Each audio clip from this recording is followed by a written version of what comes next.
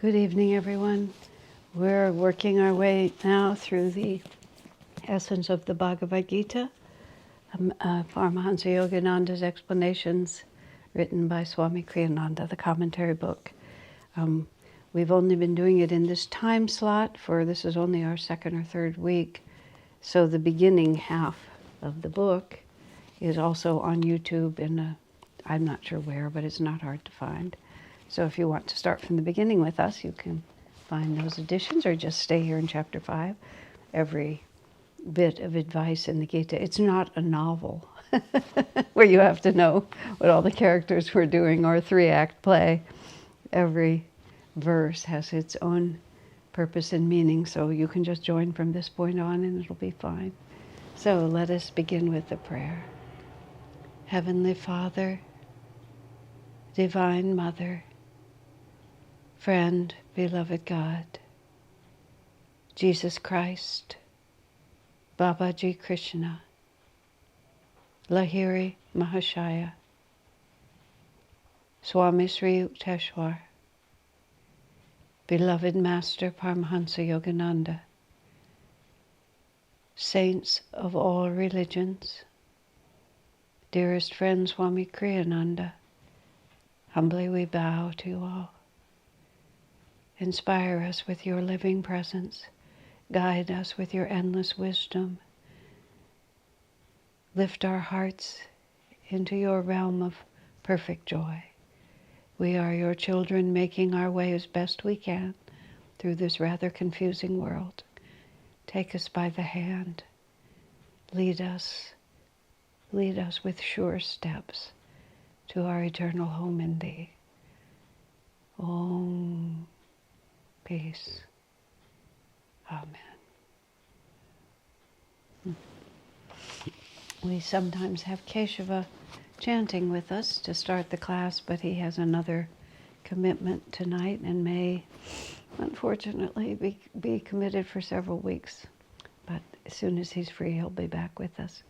So let us take a few moments of silent meditation before we begin. Om. Peace. Amen. We are still in chapter 5 of the Gita.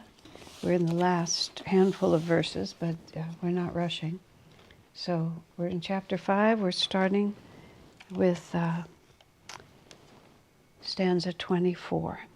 And there is a group of stanzas here, it's like 10 of them, in which Swami doesn't have any additional commentary. So I'm just reading them one at a time and commenting on. I don't read all of Swami's commentary anyway, but just he has 10 verses here that just are all self-explanatory. So we'll keep moving through it. Chapter 5, stanza 24. Only one who possesses inner bliss, who is firmly centered in the inner self, and who is illumined by the inner light, dependent for his understanding on nothing outside of the self, attains complete liberation, both while he lives and after death. Inner bliss, inner self, inner light. And then there's this extremely interesting phrase, dependent for his understanding on nothing outside the self.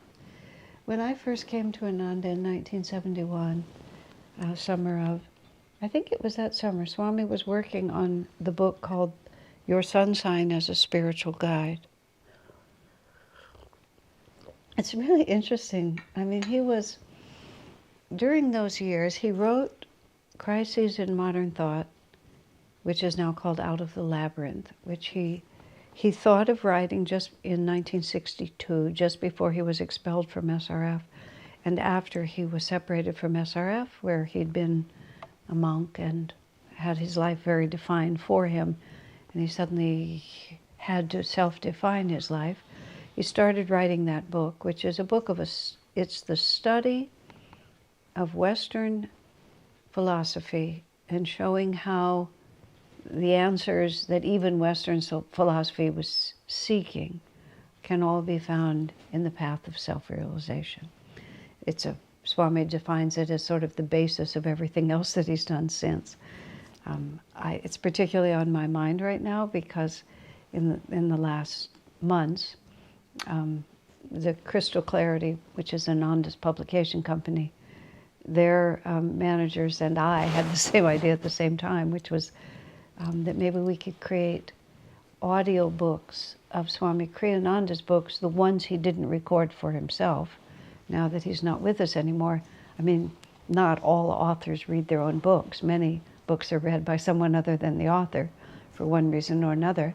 A person might be a good writer, but not a good reader, or the author is no longer on the planet. So I decided I felt called to do Out of the Labyrinth as an audiobook. And so I've recorded it. It'll probably be ready by the end of the year, so I've been told. The recording is only a small part of it. It's the editing that takes all the time. So let's see now. What was I talking about? Why did I bring this up? Oh yes, Sun Sign is a Spiritual Guide. So Swami wrote that book, and he wrote a couple of other small books in the late 60s that were just not major works. He was practicing and getting ready to write his autobiography, The Path, which was published he started writing in 74 and was published in 77. So he was honing his craft and waiting for the inner confirmation that he could start on that book, which was really the relevancy of his autobiography was his life with Yogananda. And that book remains, it's unique in terms of it being a first-hand account of what life with Yogananda was like. All the people who were with Master, there were no one else published a book like he did, a comprehensive book like he did. So, meaning it's a treasure. That's all that I mean by that. So he took up the book he decided to write. The next sort of more serious book was, well, that's not fair, because he wrote letters to truth seekers and he wrote letters from India, so there were quite a few. But he decided to write a book about astrology. Not Vedic astrology, but Western astrology, or Sun Sign as a Spiritual Guide, which even at the time, it was a very interesting thing for him to do, and I've actually thought about it quite a lot since then, because Swami himself was not a practicing astrologer, although he knew a great deal about it, of course, but he wasn't a practicing astrologer, but that was one of the earliest books he wrote, and it's masterful. The end point of all of this is he didn't study astrology per se, although of course he was familiar with much of it. He intuited it, and he said it himself. He said he would just meditate deeply and he would understand. He would just understand things, and then he had a colleague, a very good friend, who was a very skilled astrologer, extremely well-informed, a practicing astrologer, and then he would discuss his intuitions with her to confirm that her experience verified them. And in fact, I believe she wrote an introduction for that and talked about how remarkable it was that Swamiji didn't really know astrology. It's a very complicated field of study. I know, well, I think actually the word for what I know is nothing. I mean, my knowledge is so minute, and now I have a very good friend who is a practicing, well-trained astrologer.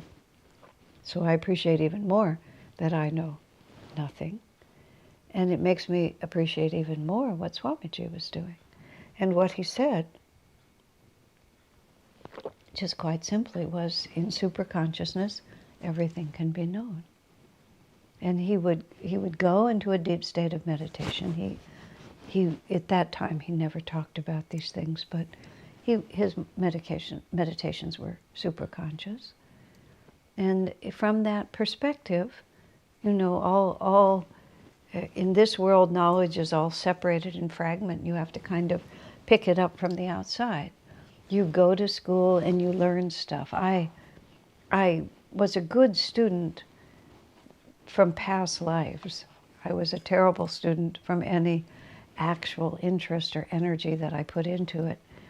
And I sort of made my way through high school and sort of held out that when I got to college, somebody would tell me something I really wanted to know. And I was admitted to a very good university because I was school smart just by nature. And I remember my first couple of weeks of classes, and especially I went into some class on philosophy. It may have even been that the class was called Consciousness. That's sort of what I remember it was called. This was 1965, 66, like right there. And the whole, just the beginning of the whole hippie, LSD, psychedelic, Eastern religion, big change was all happening. So I think that class on consciousness was part of that. I went into the class somehow thinking that we were going to explore consciousness. I didn't think we were going to take LSD or anything like that, but I thought we were going to really try to comprehend the reality of consciousness. Instead, we were reading lots of people's books about what they thought about consciousness, and then we were debating which one of them we thought, we were just arbitrarily debating one side, this side, what do you think about this, who said that? It was 100% from the outside. That's what I would call it. We were acquiring and accumulating and comparing. Later I learned, I was so ignorant about these things. When my friend was writing a PhD thesis and I said, what is a PhD thesis and how do you write it? And she said that you're entering into this conversation about whatever your subject is, and everybody else who has ever talked about that subject is sitting at the table, and you have to be able to defend your point of view against all of their points of view. Or you have to take into account what everybody has said. So you have this huge external reality, and then you have to answer everybody. And then your professors challenge you with other people's points of view that you haven't yet answered, and can you answer them? And I lasted in college, I actively participated in college for about 2 weeks because the consciousness class just wiped me off the map. I wanted to know what was true, what was really going to make a difference in our lives. How are we going to be happy? How are we going to contribute to the world? What is wisdom? Is there truth? What are the secrets of life?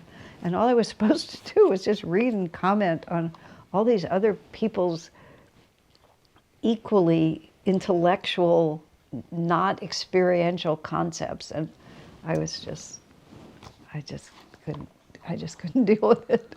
I stayed in school for the rest of the year, totally wasting a lot of my parents' money. If I had any comprehension about how much it really cost, I might have behaved better. I alternately made A's and F's.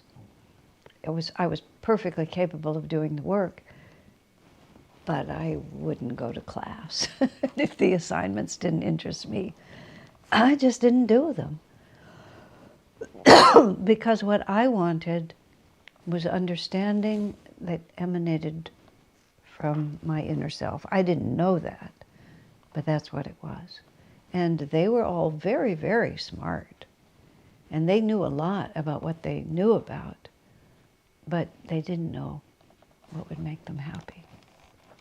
It didn't help, and now I'm going to tell you the rest of the story. It didn't help that my married with 3 children English professor tried to start an affair with me.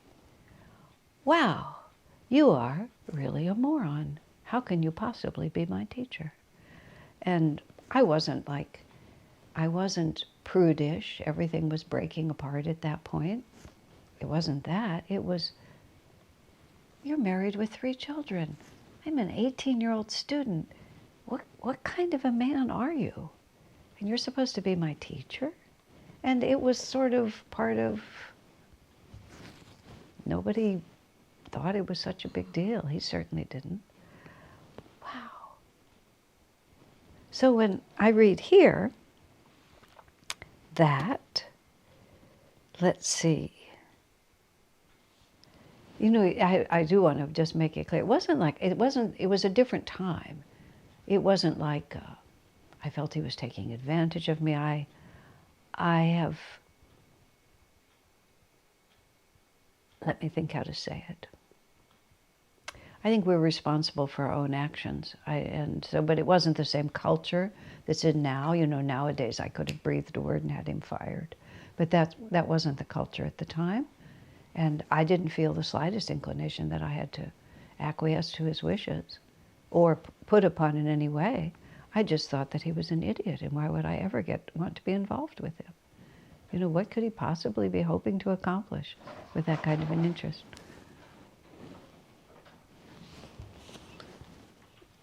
Something's disintegrating in some part of the house, and it was distracting me.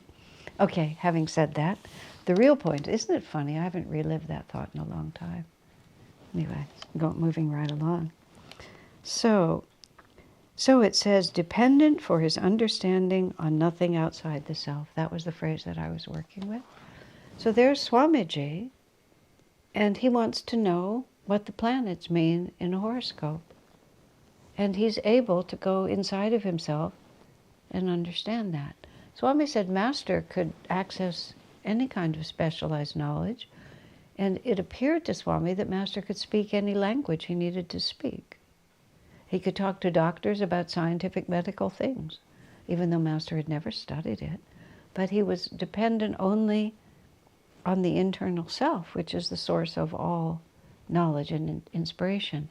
Now, we shouldn't take that to a ridiculous extent and think we don't have to study if we're trying to become a medical doctor, or if you want to be an artist or a pianist or a historian or a scientist or a biologist.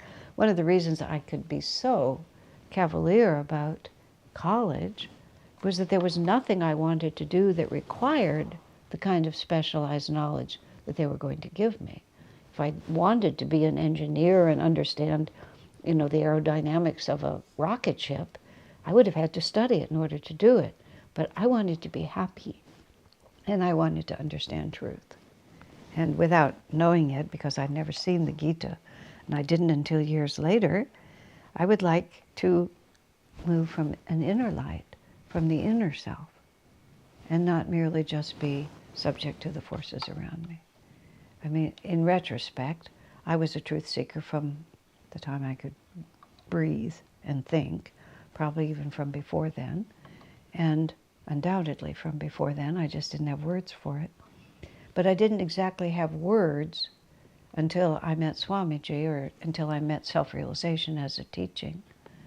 But when I look back, it's very interesting to me to see how consistent I was all the way through. I just didn't know what I was doing, but I was still doing it. So it was an example from the other side of what's being written here. I knew it from the inside. Nothing in my reality confirmed it, but I knew it from the inside that there was something else going on here, and that there had to be an answer. I remember being 10, and we had this big picture window in our house, and the neighbor across the street, a little to the left, not directly across the street, but a little to the left, he was mowing his lawn. And he had an electric push mower, and he was pushing it around his front lawn. And I don't know why, but that was the moment. I remember staring out that window, and I stared at that man mowing his lawn. And I had the very, very strong feeling that if I just concentrated hard enough, looking out at that world and looking at this man, that somehow some kind of a veil would part, and I would see what was really in front of me. And it was pretty close to that strong in my mind. I didn't know about Maya. I didn't know about physics. I didn't know about light rays. I didn't know about energy. None of it. I was just a little kid. But I knew that what I was looking at was not what it appeared to be, and that somehow sufficient concentration would penetrate the illusion. And I wasn't an unhappy person, so when it didn't work, I just went on about my life, but I was very driven on that particular day, at least to try, like that. Where does all that come from? It comes right out of the self. So even when it's described here, that we are completely dependent on nothing but the self, we don't get there just by sitting here in absolute delusion and then suddenly flipping over like that. As Swami said, spiritual realization is not walking through a trackless, sandy desert and suddenly coming to an oasis. In other words, we don't go from complete ignorance and delusion suddenly like that. Although I remember when we were first learning all of this. By this time I'm 19, and there were three of us, and we were super interested in all of this. And we learned that there were three states of consciousness, which was subconscious, conscious, and superconscious. This was before Swami Kriyananda, but we were studying through Vivekananda's teachings. And one of my friends, at the time, he was getting a master's degree at Columbia University. We were all in New York City at that point. And he was a master procrastinator. And he had the ability, when he had work he had to do that he didn't want to do, he could fall asleep at will and seemingly just sleep hours and hours and hours, which is what he did a lot of the time because he was very unhappy in graduate school. After we explained to him that the purpose of life was to find God, he quit graduate school and never went back because now he had another reason. But we laughed so much because there were three states of consciousness and he felt he had mastered one.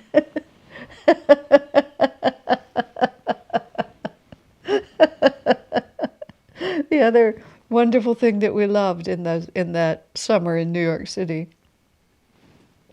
was that super consciousness will come to you, enlightenment will descend on you. And one I don't know where we got this information, but one of the ways that enlightenment can descend upon you is that it can surprise you when you're asleep.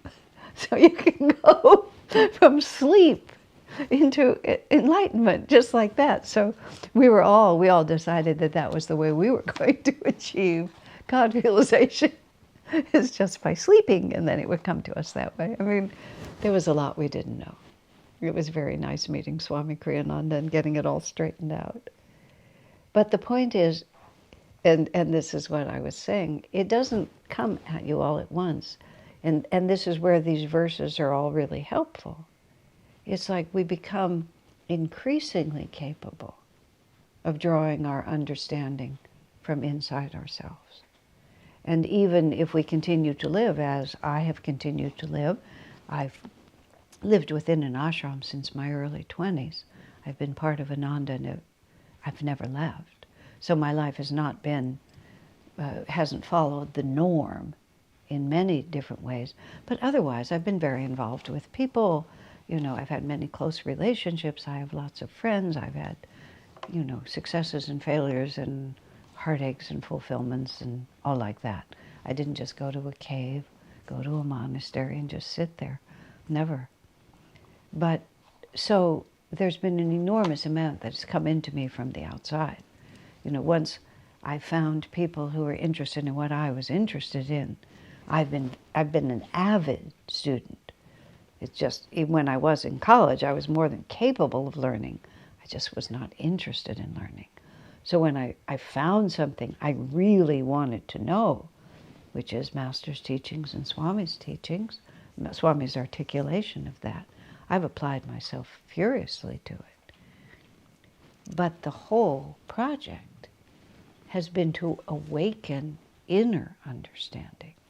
It's never been, the kind of thing I was experiencing in college, where I could, contrast and compare and quote and this and argue this one versus that one. Scholarly, it's not my nature.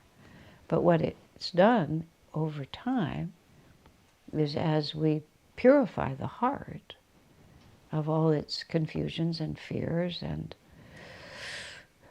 prejudices and likes and dislikes, then it becomes clearer and clearer, and the self talks to us. The self meaning the superconscious self, the divine self. Much more than I have presently achieved, but much more than when I started. I mean, much more to be done than I presently achieved, but a universe away from where I started. In fact, you see, that's what the whole spiritual path became for me when I met Swamiji and really began to understand, which was there was a fixed point of reference. That's why I call Swami my pole star.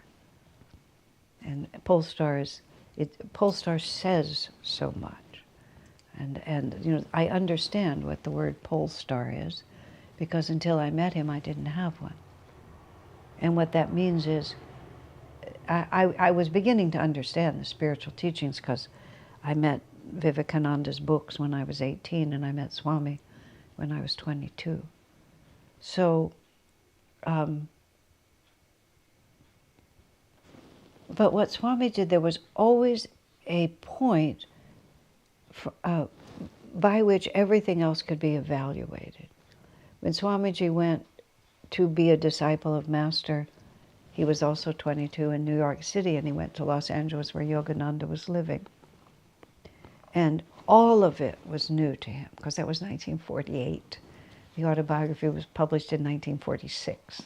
Swami said everything about it. Even the word yogi, he heard as the word yogurt. You know, it's like he didn't really even know what the word was. Guru, chakras, karma, reincarnation, all of it was new.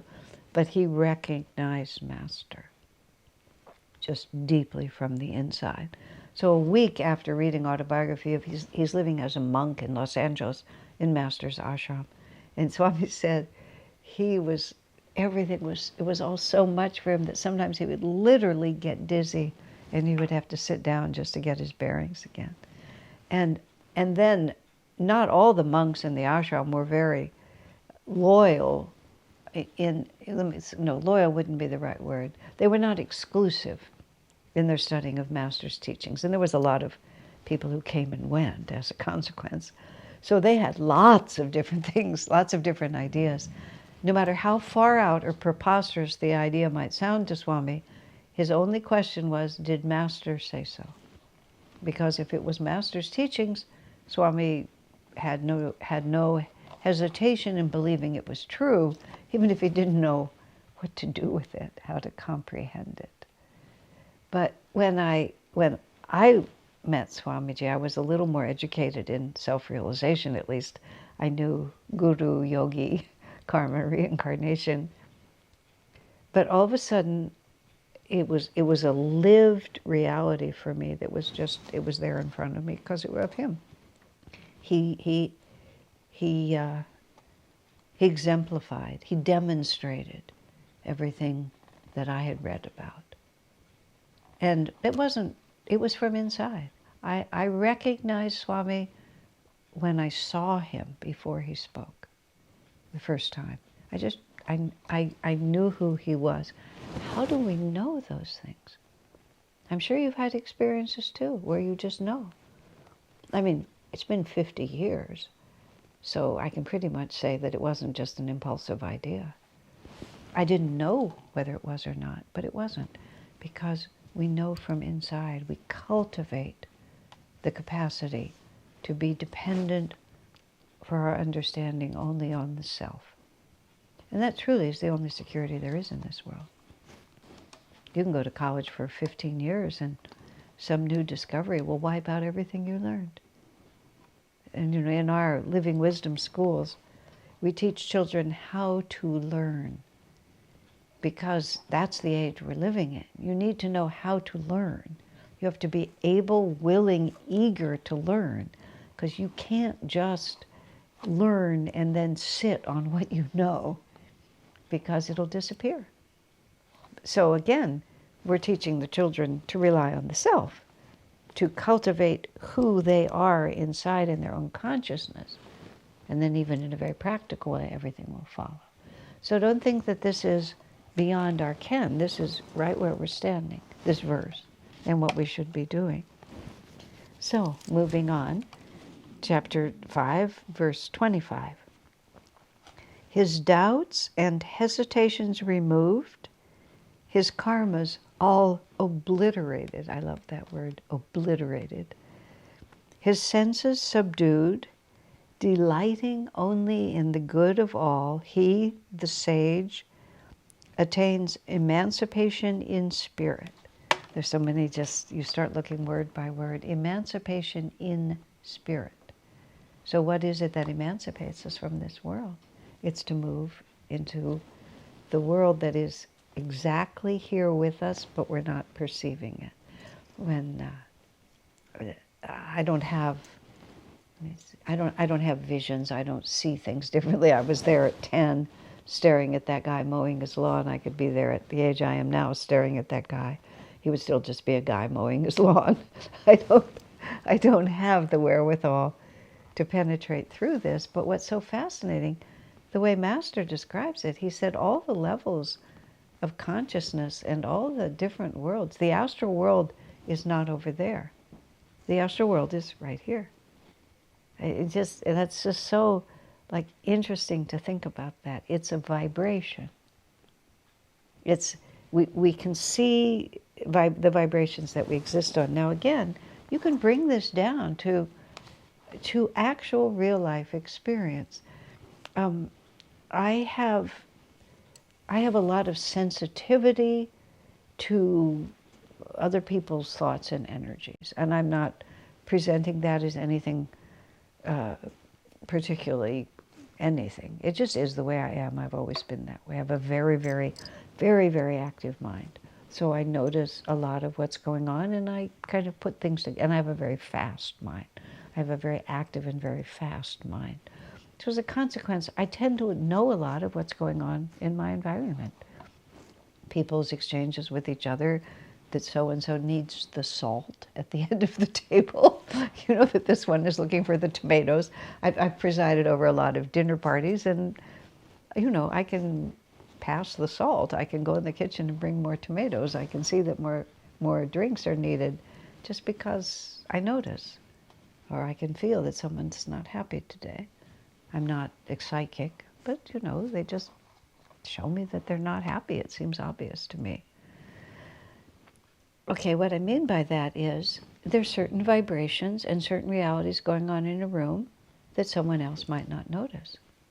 Or other people will notice lots of things that I don't observe, you know, just because I'm not tuned in that particular direction.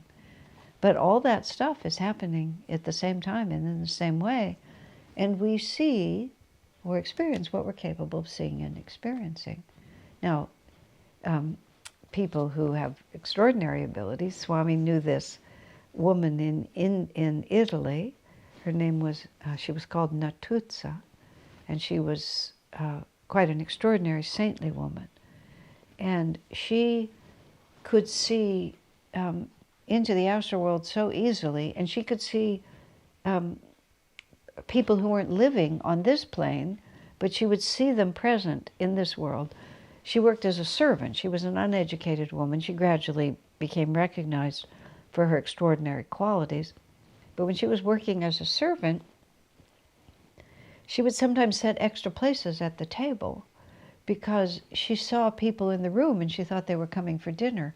The thing was, they were not in physical bodies. They were in astral bodies. And it was so natural to her. In other words, she was seeing dead people. I'm trying to avoid the simple words, but dead people were in the room or in the house, and she thought they were coming to dinner. You know, they were extra guests of her employer, but they weren't because they weren't in bodies. She didn't even know it was different. And she had to really ask people, do you see the people? Until she learned to figure out. Because she just had cultivated, for what reason or another, the ability to just see into the astral world and see what was going on. Many people who have that ability tell us that, you know, this world is filled with, I mean, the material world, we're surrounded by angels and sometimes by demons and by dead relatives who come to help us, to talk to us, to be with us. But we don't have the developed vibration to be able to see that. Just a moment, I was thinking, oh yes, after the 9/11 events, when the World Trade Centers in New York City were destroyed, and they were obliterated without warning, and they were obliterated suddenly, like this. And it was a center of commerce, of business. And so there were people dealing with money, and there were a lot of financial companies in there, and there were people on the phone making deals and trying to make deals and trying to do things with money. And then, boom, boom, like that, they were in the astral world. So they were, at one hand, about to do something in this world, and without any warning, suddenly they were out of their bodies and they were in the astral world.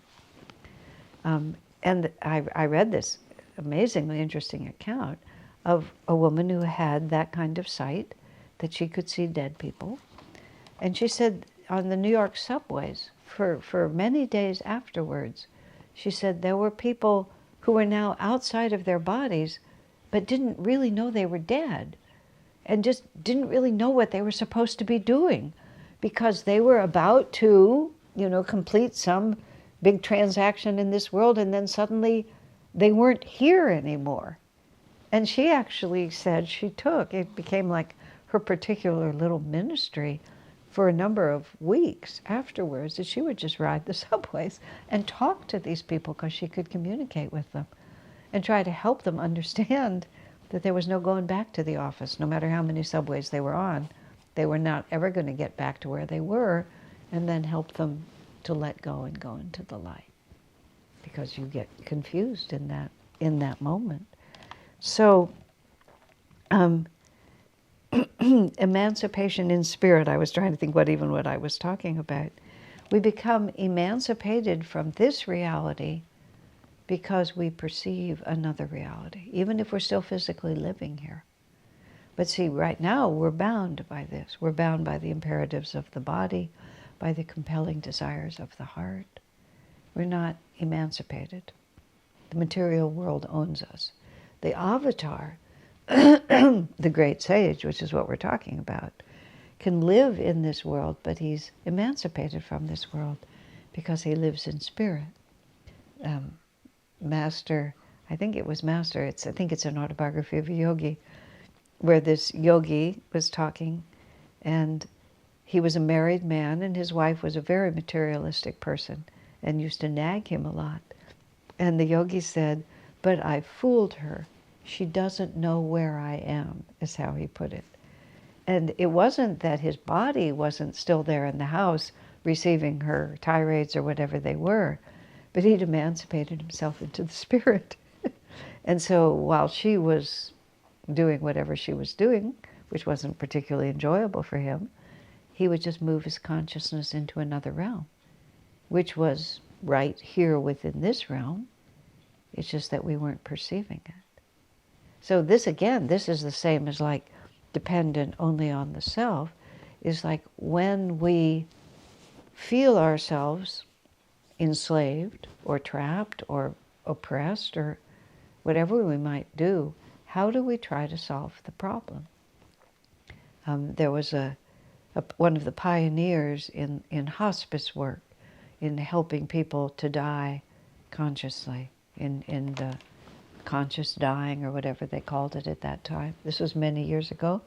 His name was Stephen Levine, and he did wonderful work, really sort of starting again in the early 70s, just bringing in what has now become, the whole idea that at a certain point in your journey toward exiting this body, when you became too ill, that you would enter into hospice care. That didn't exist. That's been an innovation of the last 50 years, which is a longish time. But I remember when it started, when people started thinking like this. And one of the things Stephen Levine said, and he gave people a lot of advice about how to help people die. He said that in the process of people dying, if they linger for a week or two or a month or two or whatever, not if they're suddenly taken out in the World Trade Center, but he said there'll come a point where the consciousness is still completely intact, the person is still alert and in this world, but the body no longer responds. And you can't just get up and do things. You can ask your body to do it, but your body just won't do it. I remember when my friend Tushti was passing away, and she took several weeks. She declined for several weeks. At a certain point, she wasn't able to walk anymore. And she sort of just, I remember her asking me in such a puzzled way, what's wrong with my legs? Because she didn't really have anything per se wrong with her legs. But all of a sudden, she would ask her legs to lift her up and walk somewhere. They just wouldn't respond. They just wouldn't do it anymore. And I said, oh, Tushti, it's because you're dying. And she said, oh yeah, that's what's happening. My body is slowly shutting down, so I it's not going to do what I want it to do. So this did not happen to her because she was, to my friend Tushti, because she was a very deep yogi. She had to be guided, she had to be reminded sort of what the process is, but she didn't rebel against it. But Stephen talked about people who don't have such a context, or even if they do, as he put it, we are accustomed when our consciousness becomes unsettled that we do something physical in order to settle it again. Oh, I'm feeling restless at my work. I'll go into the kitchen and see if there's something to eat. I'm just really tired of sitting in here talking to you. You're upsetting to me. I'm just going to go out and take a run. I'm going to go for a walk. I'm going to go to a movie. I'm going to just get up and open the window. Whatever it is you might be doing, we use our body to shift our inner experience. But then when you're dying, your body won't respond anymore. Now, you're still having the same oscillations of your inner consciousness, but you can no longer assuage or distract yourself from those oscillations by doing something physical. And the way Stephen put it is, the problem of consciousness has to be resolved on the level of consciousness. And he said often, depending on the context for the person, they panic. They just become intensely agitated and very afraid and extremely uncomfortable because they've never had to do this before. They've always been able to distract themselves by doing something physical, and now they were right up against their consciousness. Wonderfully, Stephen said, that no matter what the context of a person's understanding, that in almost all cases, that agitation intensifies, but then there's a point of surrender. And the majority of people just recognize that the problem can't be solved in the usual way, but it can be solved, which is simply by surrender and acceptance to what is happening now. But the phrase, the problems of consciousness have to be solved on the level of consciousness. So see, that's how we practice. We emancipate ourselves from our dis-ease, whatever that might be, into the spirit. We solve our problems by going upward. Most people solve their problems by going horizontal or going down. I feel agitated, I'll drink a couple of beers and then I won't be so agitated. Or go to the movies, watch 100 Netflix episodes, have that quart of ice cream that's downstairs, or, the double espresso or the triple espresso or whatever it might be. And we have to be practical in our idealism. We can move our bodies and use our bodies. We don't have to just rigidly try to do something we can't do. But we should always understand that the only real freedom is going to be into the spirit. And the more we can do that, the more at least we can try to do that, the more we can add that to our repertoire, the more we're building ourselves to become, what did you say, the sage. So, moving on to 526. Renunciates who are without desire or anger, controlled in mind, and self-realized are inwardly free, whether living in this world or merged in the infinite. So they're also telling us about what it is that makes a person a great saint in this world.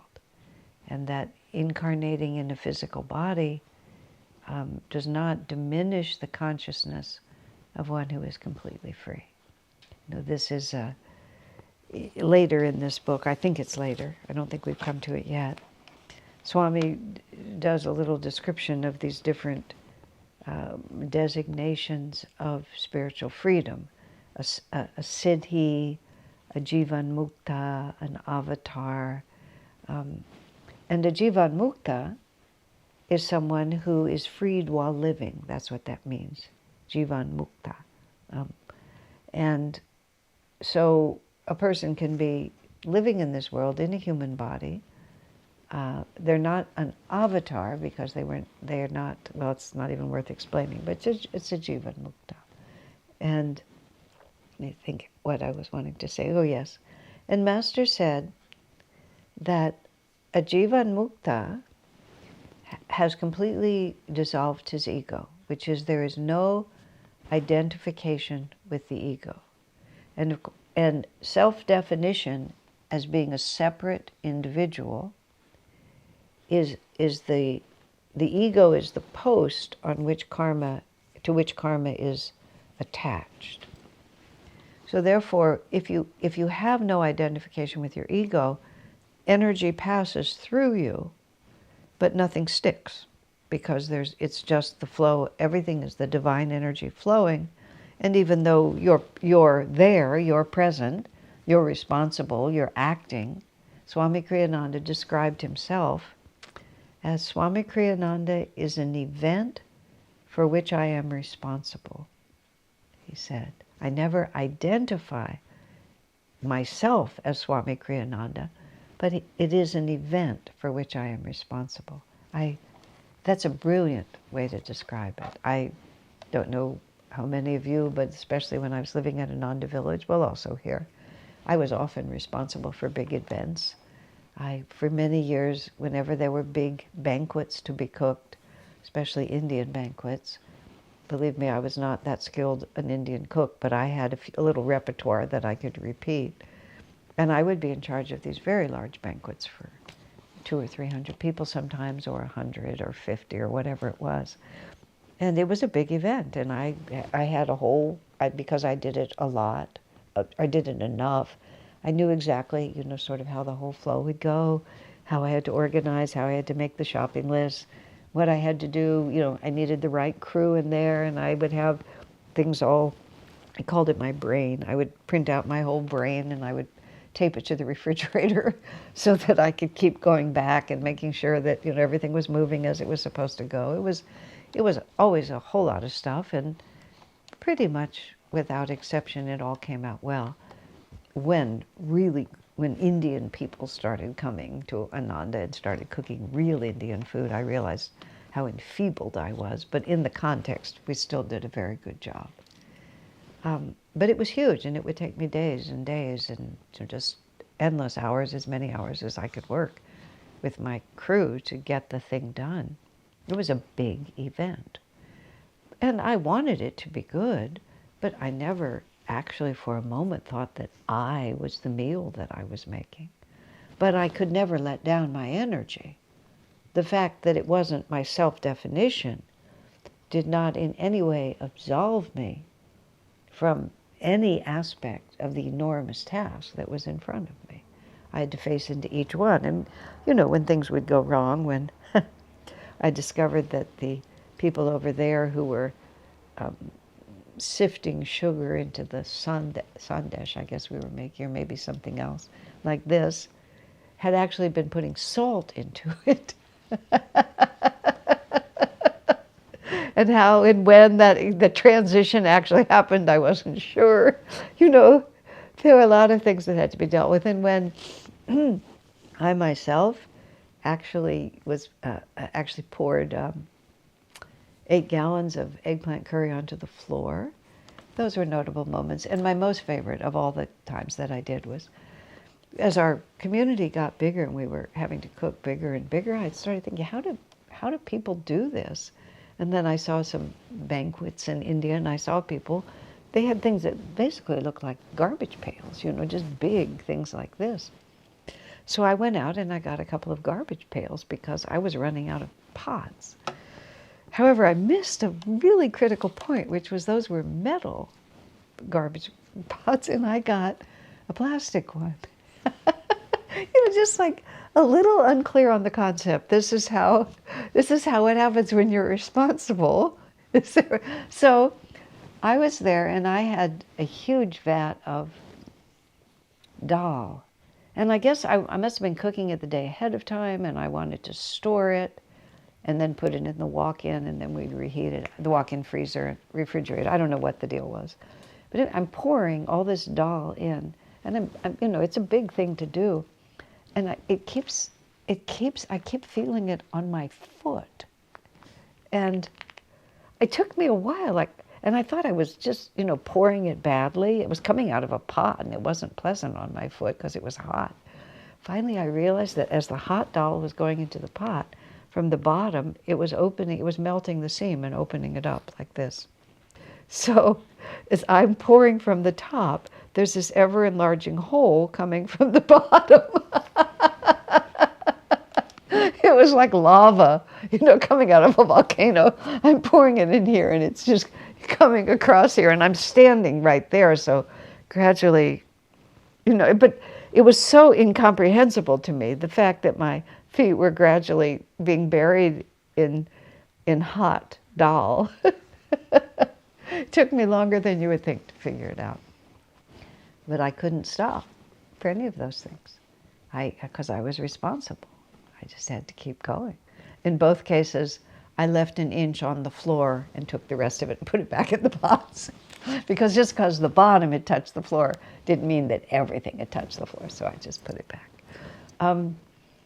But it was a perfect analogy of exactly what Swami was saying, which is it isn't me, but that doesn't mean that I'm one ounce less responsible for what I'm doing. So here's the Jivan Mukta, and the Jivan Mukta this is how Master described it. The Siddha has obliterated all karma. There is no karma left. The Jivan Mukta has a little bit of karma that still has to be resolved. And he explains it all in detail. It's not worth explaining in this context. And the Jivan Mukta could turn his attention to that karma at any point and dissolve it. But he lets it run because it gives him a reason to keep incarnating.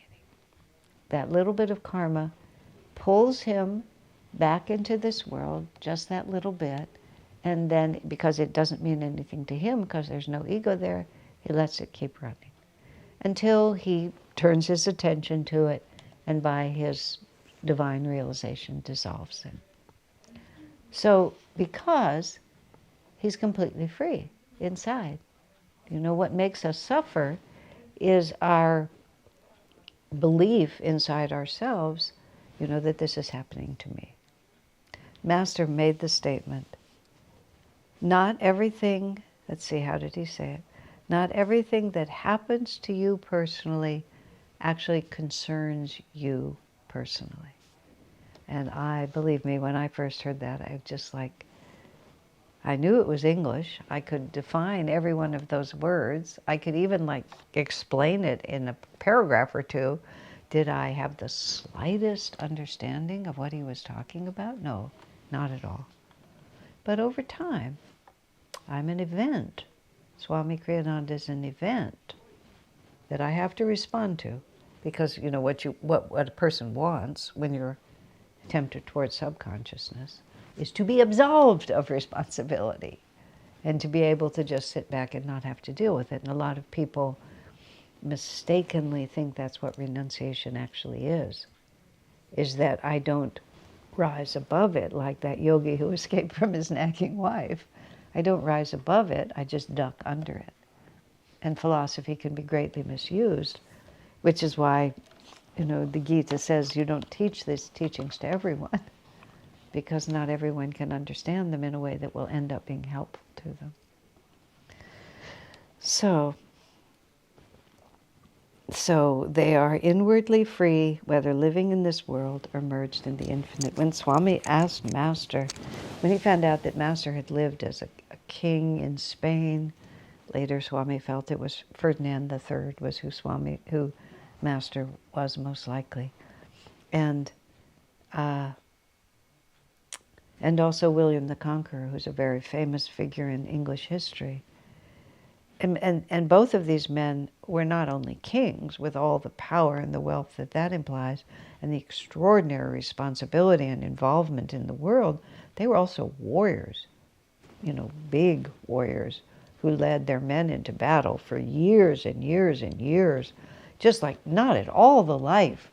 When you think of a sage and a yogi, it's just like the idea that such a person would pick up a shield and a sword and go assaulting other human beings. Of course, the whole Bhagavad Gita is the story of a war, but that's still not how we think about it. But Swami, who was just learning, like, what is an avatar, what is a master, he said, but, what is that incarnation like? And Master said, inwardly you are always free. That's the phrase that he used. So because Master was not aloof. See, once again, these are the misunderstandings we get. We think, well, if I'm not going to be touched by this world, I will remain aloof from this world. But aloof is not the same as free. I myself have had to learn that, because my way of coping with this world to a very large extent was to remain aloof from it. Not that you would see it, because I was too restless not to be active, but aloof in the sense of protected. That's the word I'm looking for. But protection is because you're afraid. You protect yourself when you're afraid of something, isn't that so? So here we are in this world, and it's horribly unreliable and stunningly disappointing and filled with incredible imperfection. All of that's just a fact. The desire to protect yourself from it would be like the only sensible response as far as I could see. But that there's an element of fear then. And to be just fearless. What difference does it make? I'm emancipated in the spirit. What difference does it make? So, even as we are, we have to constantly see these verses in the Gita as the footprints in the sand. That these absolute statements are directional for us, but we want to make sure we're going in the right direction, because you see, otherwise you can get so confused. And that was my difficulty before I met Swami, even after I had begun to understand the principles of self-realization.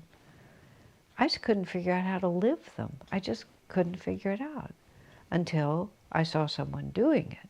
As soon as I saw someone doing it, which was Swamiji, wasn't that I understood, but I mean, that's why I grabbed a hold like that and have never let go. Because otherwise, one makes up well-intentioned, even quite well-reasoned ideas about how it should be done, but they're erroneous. Unless there's the pole star. So that's where pole star counts. Because if there's pole star, you can always you get going in a certain direction, but you see it's not actually taking you toward, it's taking you over here. And even though it seemed like a good idea at the time. And this is attunement. And when we get into the next verse, we're going to start talking about that. So, chapter 5, verses 27 and 28. These are put two together. The Muni, one for whom liberation is the sole purpose of his life. Now there we could spend the rest of the time on that, but we'll just go ahead. One for whom liberation is the sole purpose of his life. One who has figured out that I need to emancipate myself in the spirit, and that everything else may hold me, may be karma I have to face, but I really only have one goal. Everything is a means to that end. The Muni, one for whom liberation is the sole purpose of life, controls his senses, mind, and intellect, removing himself from contact with them by neutralizing the currents of prana and apana in the spine, which manifest outwardly as inhalation and exhalation in the nostrils. He fixes his gaze in the forehead at a point midway between the two eyebrows, thereby converting the dual current of physical vision into the single, omnipresent vision of the spiritual eye. Such a one contains complete emancipation. Now Swami has several pages of comment on this, and I'll go through some of them. Perhaps all of it tonight, we'll see. So now, in this verse, Swamiji explains to us, and Master explained to him, that Krishna is referring to very specific ways of redirecting our consciousness through the art of meditation, and it being the technique that was reintroduced to the world through Babaji, through Lahiri Mahashaya, through masters coming to America, and we call it Kriya Yoga. Kriya just simply means action, and the masters chose deliberately a generic name for it, because, as Master writes in Autobiography of a Yogi, this is a very ancient technique of meditation. It was not, no single master or single lineage can claim any ownership of it. It's simply that action which leads to emancipation, which leads to liberation. And it does that. He controls senses, mind, and intellect. Mind perceives, and intellect then defines. What, as Master puts it, the mind perceives a form, and the intellect can say, well, that form is a house, a car, a horse, a sunset, whatever it is. The senses perceive it, the mind, gets what it is, and then the intellect has all the explanations about it. That's all talked about in other places better. But he controls those externally focused aspects of his nature by removing himself from contact with them. So see, one of the ways that we work is we're living in this world. This is the perception. We're wide awake. Everything is coming through the mind and through the senses, and we try to deal with it in an effective way. We're seeing this, we're seeing that, we're listening to this, we're trying to, this reminds me of that, this is upsetting to my mind, this I desire, this I have an aversion to, but we're participating the whole time. We're not away from it. We're just having it happen all around us. But eventually, if we're really going to liberate from us, we have to change our level of perception. So he controls all of this, the yogi. He controls all of this. Well, this is the Muni for whom the goal of life is liberation, by realizing that he doesn't have to remain on this level of consciousness, that he can cut it off. And then we talk about, and the commentary goes into talking about this, that our external involvement is strongly related to the breath, and the breath is related to the energy that flows in the subtle nerve channels, in the spine.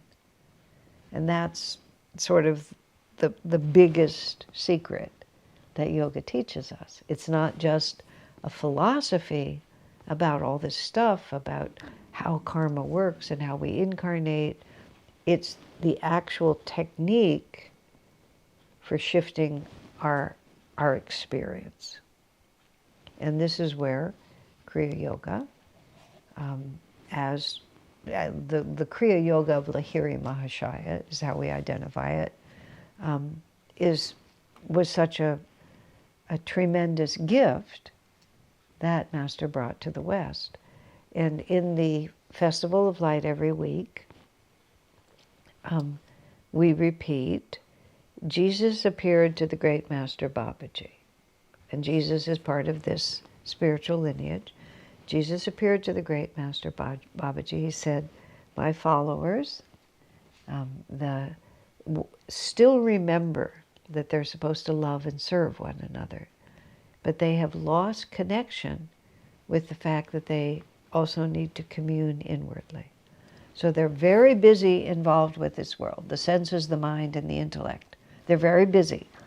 Jesus calls it the lower altar of good works. But the noble taper of inner communion with the Lord burns low and is ill-attended. Just the average Christian doesn't know the secrets of consciousness that the yogis know. So Jesus says to Babaji, we have to help them. We have to reawaken in them an understanding of this inward reality. Thus, a new ray of light was sent to earth through the great masters of our path. So Babaji teaches Lahiri, Lahiri teaches Sri Yukteswar, Babaji sends Master to Sri Yukteswar for training, and then Master is sent to the West. This whole sort of, you would call it the tide coming in. And Master comes to this country in 1920, when we were hardly a global village, and anyone coming from as far away from India to America was an oddity indeed. And from India, they thought that you would lose your caste and you would become an outcast if you went to this polluted, ungodly place, this utterly materialistic world of America where none of the traditions of India were known. Master walks into this. It's just really marvelous to contemplate. And of course, he was a phenomenal, he was a phenomenon in America. He had, of course, the consciousness, the spirit of joy and the power and the presence of God and all of that. But he was also just such a unique and unusual offering. Even just his long hair was just not at all common at that time. And he brought a new wave of consciousness. He helped start and continues to inspire a universal, a global revolution in spirituality.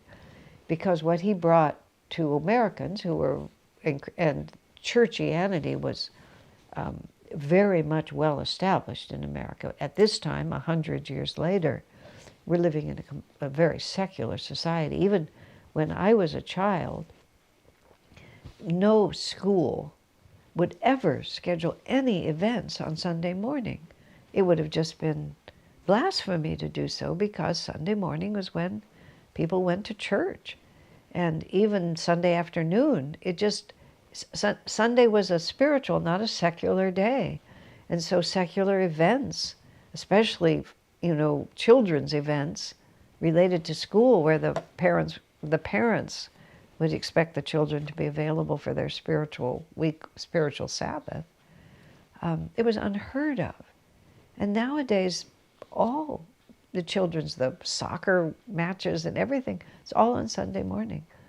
I mean, nobody even thinks about it. It's just the way things are done. But when Master came, churchianity was very strong. And, almost everyone went to church. Or if you were Jewish, you went to the temple, but Jews were a minority. It was a Christian country, an active churchianity Christian country. So Master came into that context, but in churchianity, just exactly as Jesus said, they're doing good works, they're trying to love me, but they don't know how to meditate. They don't know how spirituality really works in the body. They don't know what he meant by the kingdom of God is within. They didn't have any idea. They didn't know what it meant, be ye therefore perfect, even as our Father in heaven is perfect. They didn't know any of that. But what Master brought then was Kriya Yoga. And he started saying to people, if you really want, you can change your own consciousness by your own actions. And it was just unheard of.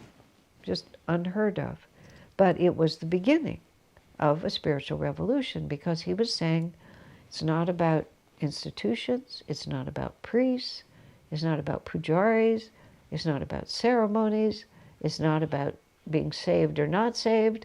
Your salvation, the keys to your salvation are right here in your own hand.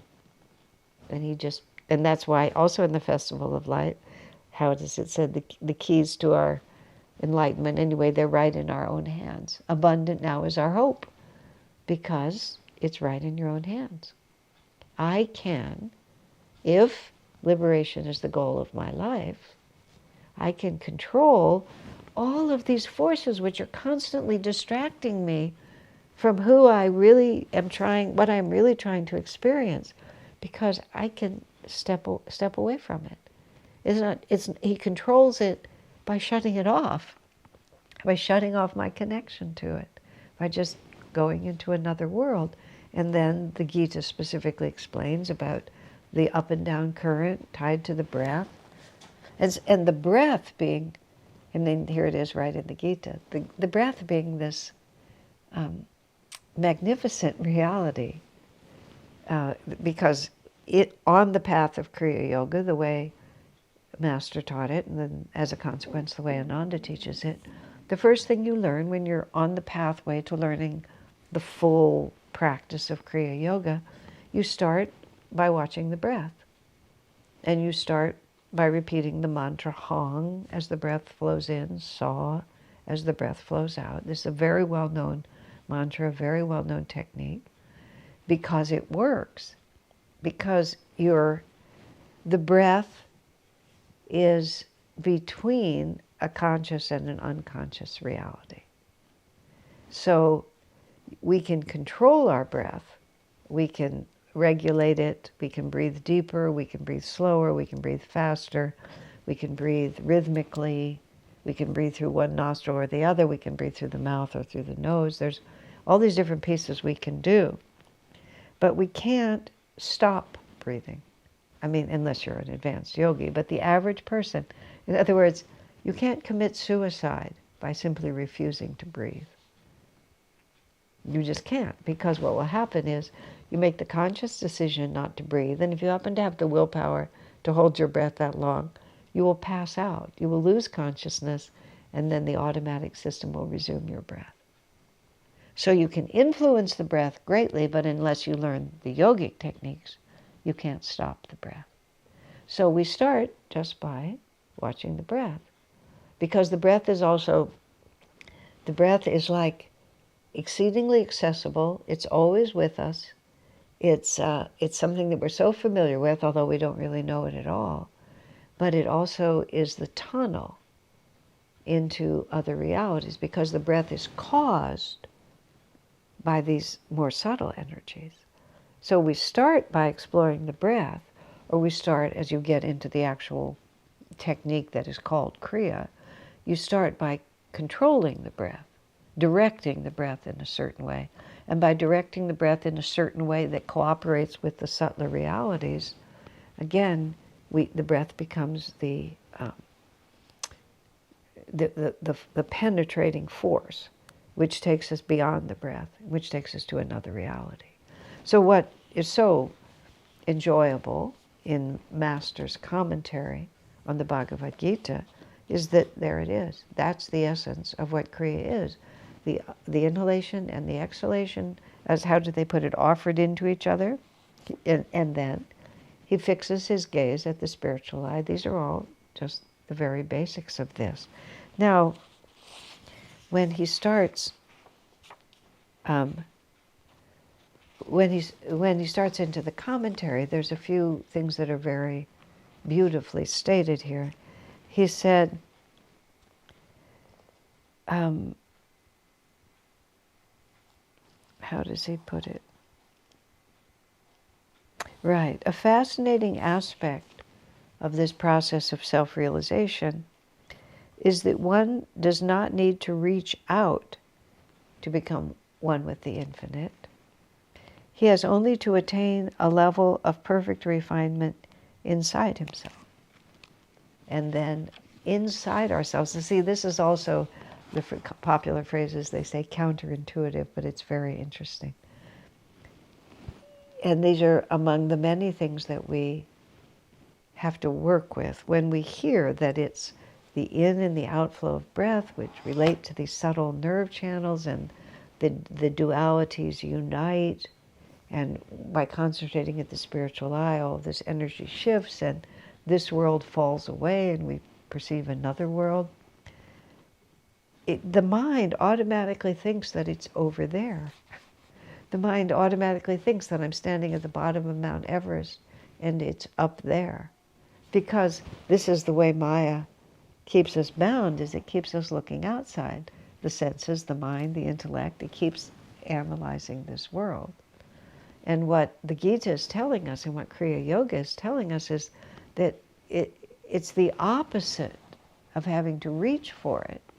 It's when we finally stop reaching that we discover, and that is, we silence the mind, we still the body, we close off the senses, we still the breath, all of these things. When we finally stop distracting ourselves outwardly, we discover a reality that's inside ourselves that we never knew was there.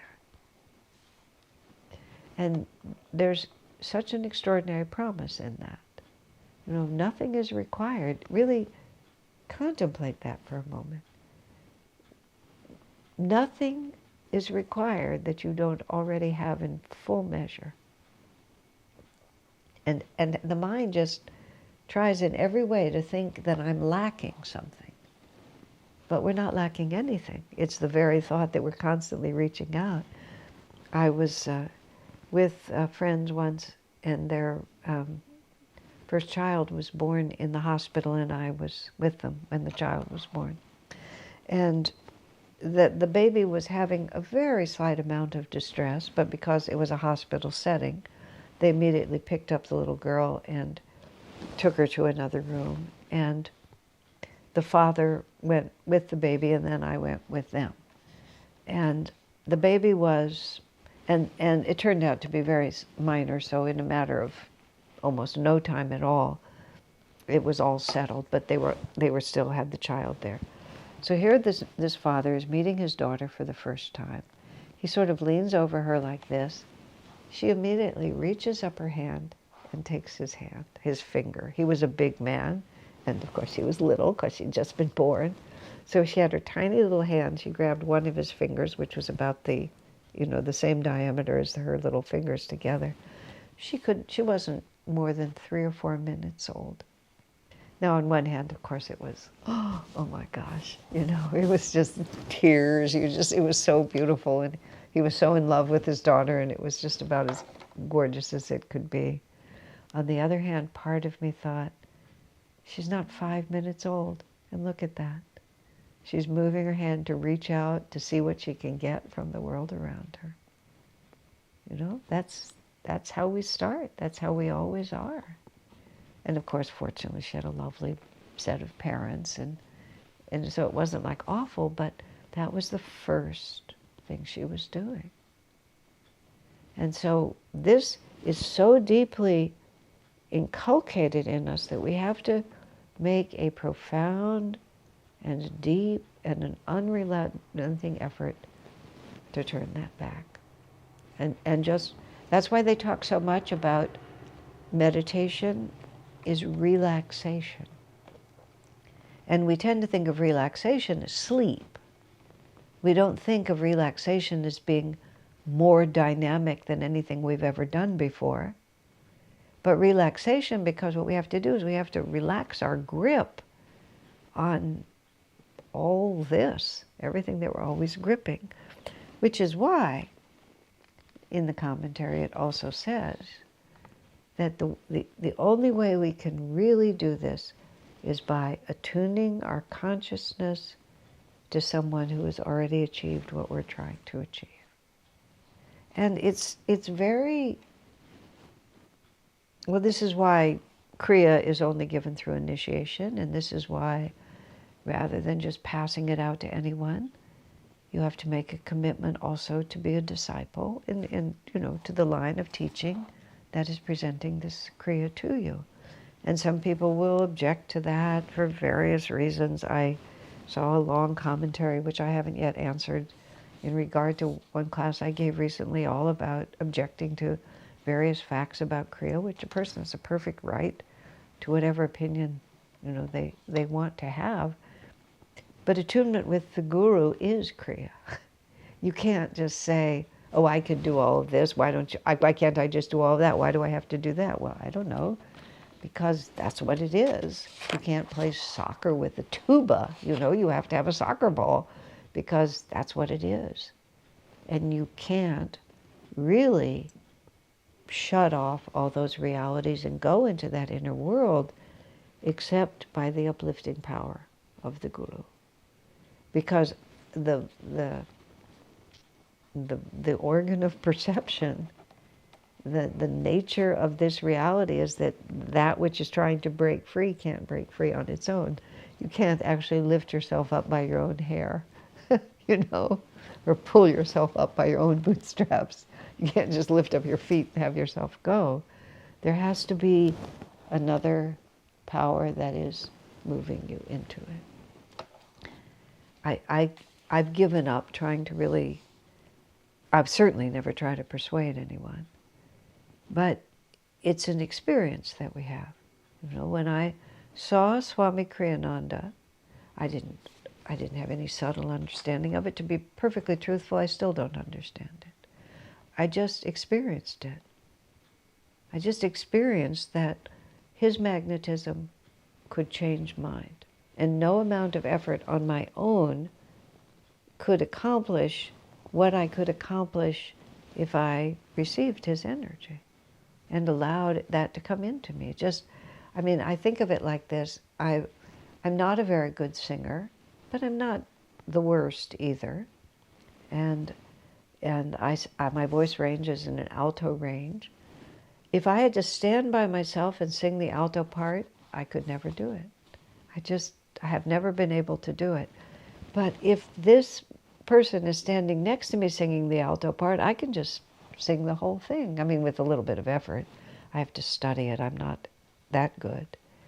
But as long as they're singing, I can sing. As soon as they stop, I lose it. Now, of course, there will come a day, if I keep practicing, when I will be able to hold it. And so, but until I can, how foolish it would be of me to say, well, I should be able to. Why would I do that? And that's what it is when we're trying to understand something that is inherent within us. My singing voice is inherent within me. It's not my companion's voice, it's my own voice. I hear it, it comes out of me. And so it is my realization, but I have a lot of other habits. So if that force runs through me, I get very familiar with it. That way I can learn it. And if I'm just left on my own, it's just like I can't get past the ceiling of my own consciousness. So among countless other things, this is one of the things that we have to learn to accept. This is why in the Bible, St. John, speaking of Jesus, said, as many as received him, to them gave he power to become the sons of God. Now, you would think everybody would want to receive him, wouldn't they? Well, everybody might want to receive him. But how many were really concentrating deeply enough, able to relax sufficiently, had enough faith? It's like, but receiving is what John said. It didn't receiving.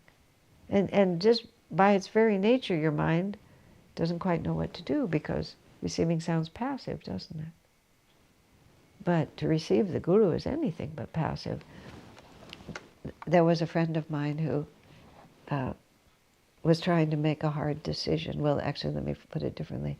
He was talking to me about it, and I explained to him what I've learned, which is, if I'm very conflicted about what I should do, or if I know what I should do, but I don't know how to get there, all the energy that I would put in trying to run around trying to make a solution, I have to put into holding myself absolutely still. When everything says, do something, but I don't know what I should do. So in order to receive whatever the answer is, I have to hold myself still when everything is panicking and wanting to do other things. And that does not take less energy than it takes to run around. It takes much more energy. That's what attunement is. We hold ourselves very still against all the pull of the world.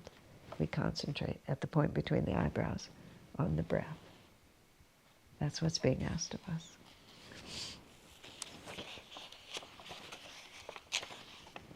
I think I'll just read this last verse so we can say that chapter 5 is done. Chapter 5, verse 29, he finds peace who knows me as the enjoyer of all offerings, yagyas, and austerities, as the infinite Lord of creation, and as the dearest friend of all. God bless you, my friend.